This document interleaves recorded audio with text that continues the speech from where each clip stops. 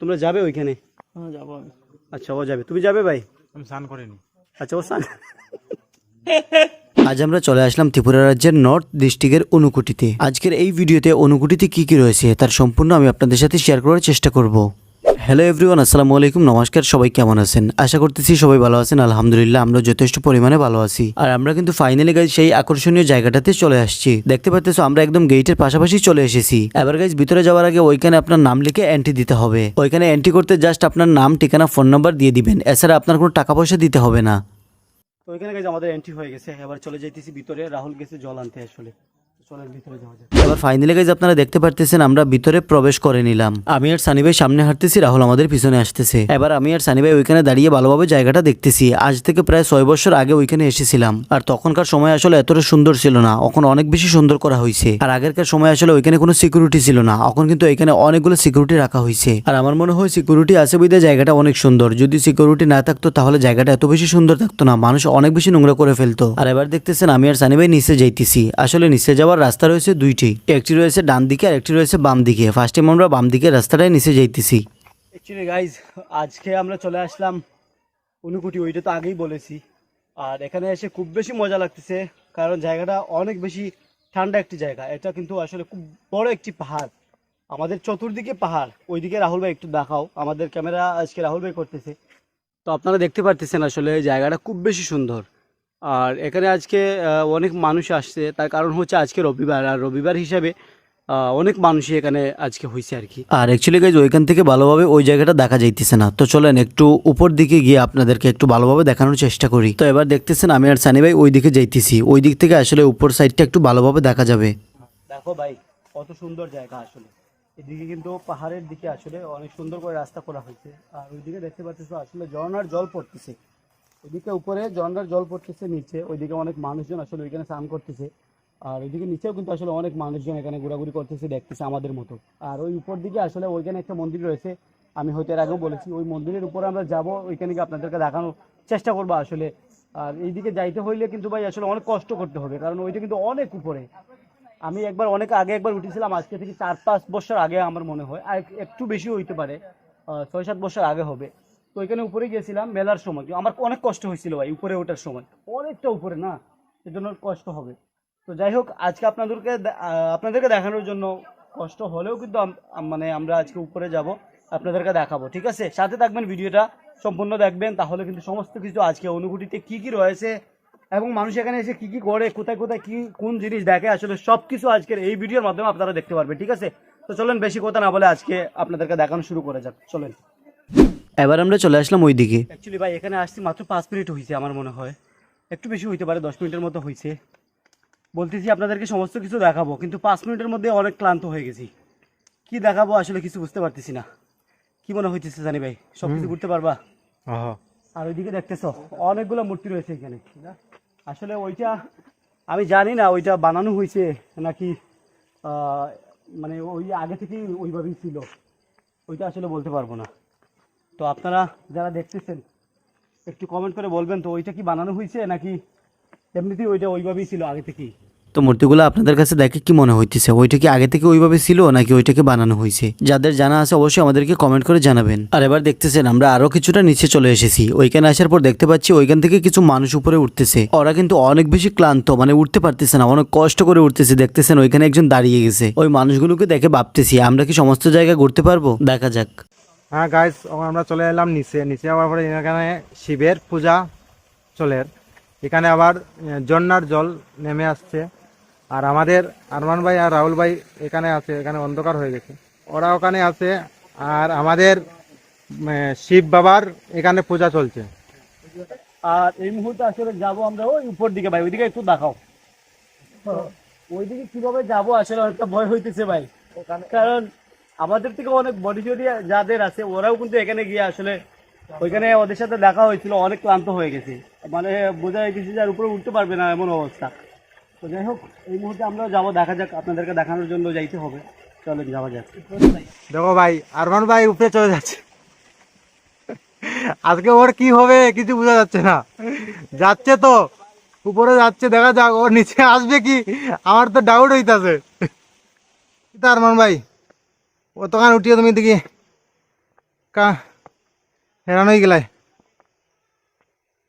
ক্লান্ত হয়ে গেছি ভাই, ক্লান্ত হয়ে গেছি, আর পা মানতেছে না, কারণ এমনিতে তো খুব বেশি হাঁটা হয় না ভাই, আর আজকে তো ওইখানে পাহাড় না, চতুর্দিকে পাহাড়, পা মানতেছে, মানে আর একটু আগে যাইতে পারতেছে না, কষ্ট হইতেছে ভাই।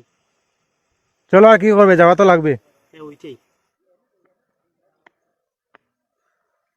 উঠতে পারতেছি না ভাই, ক্লান্ত, পুরো ক্লান্ত হয়ে গেছি ভাই।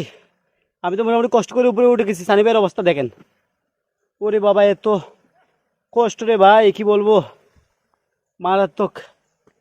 আহ, আমি তো উঠতে পারছি না ভাই, মারা যাবে নাকি কিভাবে? এমনই মনে হইতেছে। 100। দেখো ভাই, আমাদের অনেক কষ্ট হইতেছে, আমার আর সানি ভাইয়ের। রাহুল যদিও উঠে গেছে, ওর ভাই অনেক ধৈর্য আছে, আমাদের হয়তো বডিও আছে, সবকিছু মিলিয়ে আসলে উঠে গেছে, কিন্তু আমাদের কষ্ট হইতেছে ভাই। আর কষ্ট হবে না, দেখেন তো ওই নিচ থেকে আসলে উপরে উঠতেছি।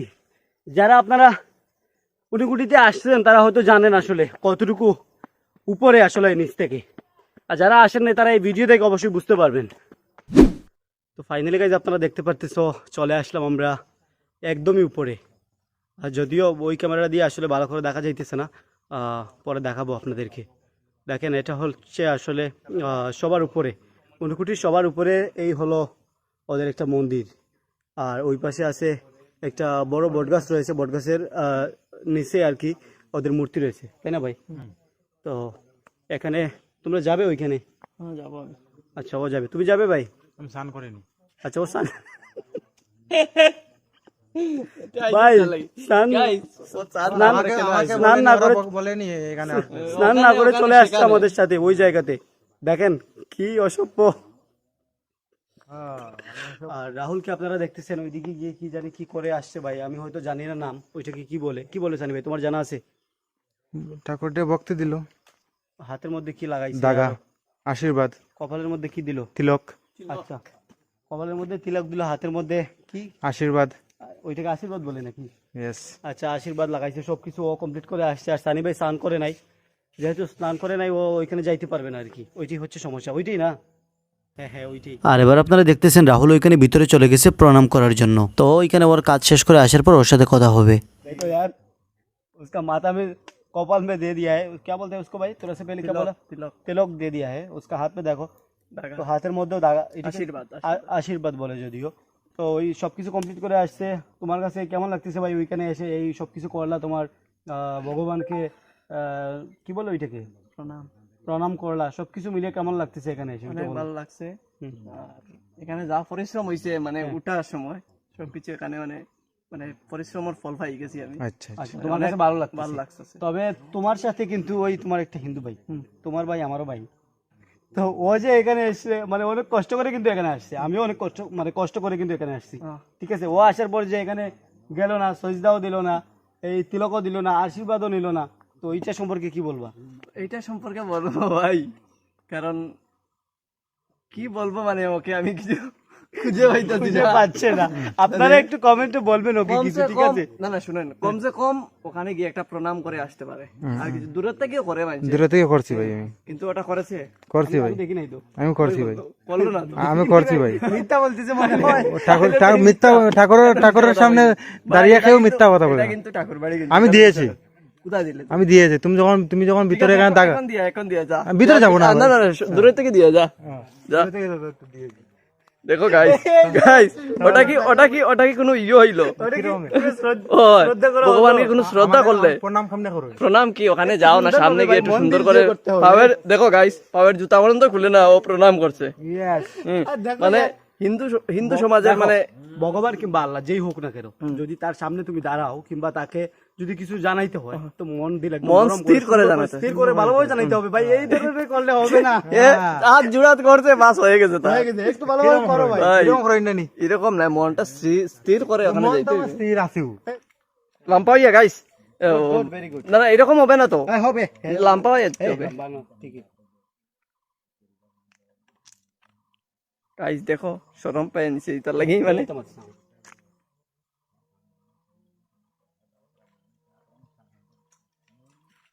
তো যাই হোক গাইজ, ওদের কার্যক্রম কমপ্লিট হয়ে গেছে, আমাদের সানি ভাইও করে নিল, আর রাহুল ভাই তো অলরেডি করে ফেলেছে। তো এখানে সবকিছু দেখার পর গাইজ এবার আমরা নিচে চলে যাইতেছি। আসলে গাইজ আমরা উপরে উঠতে যতটা কষ্ট হয়েছে, নিচে নামতে কিন্তু তার থেকেও অনেক বেশি ভালো লাগতেছে। আর ভালো লাগতেছে সেজন্য গাইজ আমরা সবাই এখানে দাঁড়িয়ে অনেক সুন্দর করে একটা ভিডিও করে নিলাম। তো যাই হোক গাইজ, এখানে আমাদের ভিডিও করা কমপ্লিট হয়ে গেছে, এবার চলেন নিচে যাওয়া যাক।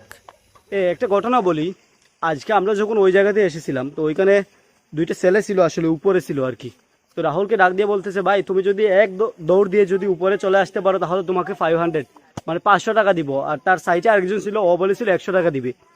তো ও কি করছে, ওই 500 টাকার লোভে কি করছে, ওইখান থেকে নিচে থেকে দৌড় দিছে, দৌড় দিয়ে উপরে চলে গেছে। ওইখানে যাবার পর একটা ছেলে ওকে 500 টাকা দিয়েছিল, কিন্তু ও বলতেছে যে টাকাটা লাগবে না, একবারই বলেছিল লাগবে না। তারপর ওই ছেলেটাও না দিয়ে চলে গেছে। আমাদেরকে যাওয়ার পর বলতেছে ওইভাবে করেছে, বলতেছে আরে একবার যদি আমাকে বলতো তাহলে আমি নিয়ে নিতাম, কিন্তু ওকে আর একবার বলে নাই। আমি নাই, ও বলেছে। বুঝতে পারছো?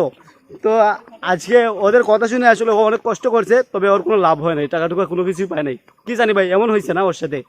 পুরা ক্রিয়া বাসা আর নাই, কিছু ওর কোয়ার বাসা কথা নাই। নাই তোমার। মানে ওরা বান্ধন না থাকলো। ভাই দেখো, আবার চলে আসলাম নিচে।